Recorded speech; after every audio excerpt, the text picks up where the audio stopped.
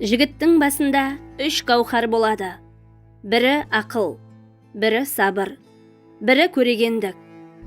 Сол үшеуінің 3 жауы бар. Ақылдың жауы ашу, сабырдың жауы асығыстық, білімділіктің жауы көре алмау. Осылардан сақтан.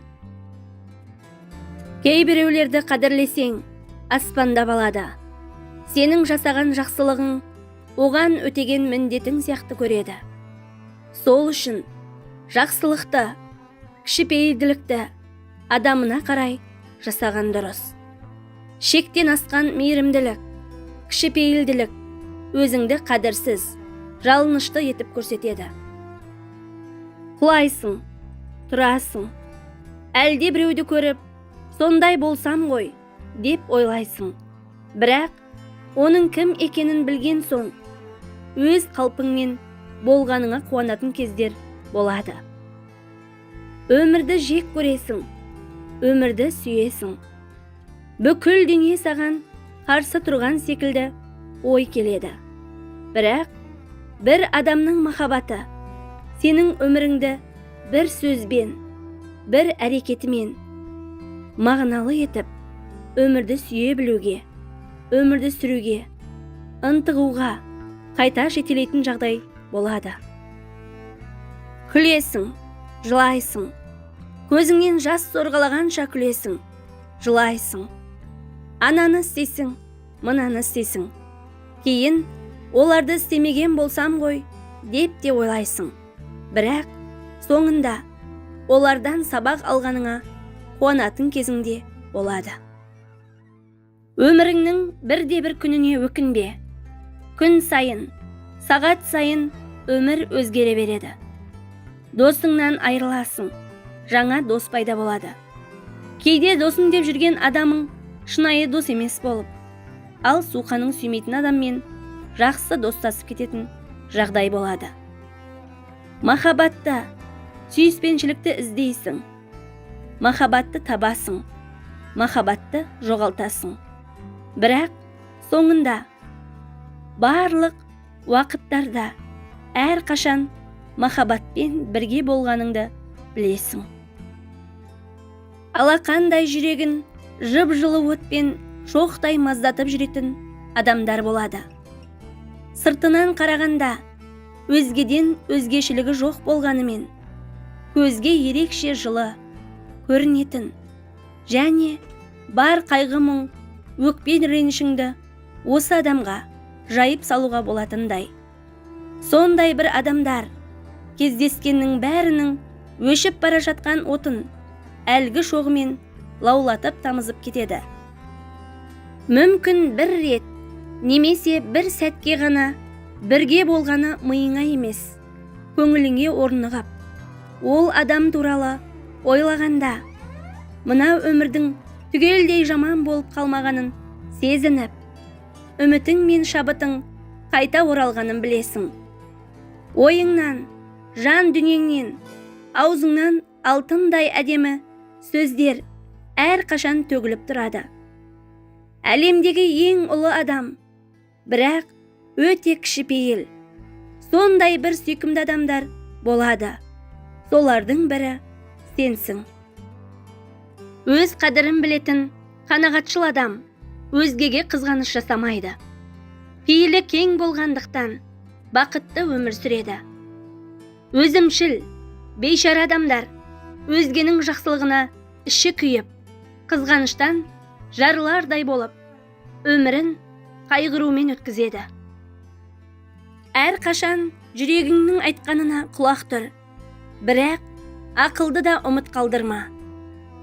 Тек жүректің айтқанымен жүру кісіні жаңылыстырады. Бұл ақылға да тура солай қатысты өлшем. Кейде адамдардан алшақтауымыз, оларды жек көруімізді немесе өзгеріп кеткенімізді білдірмейді. Оңашалану шаршаған адамдар үшін отан.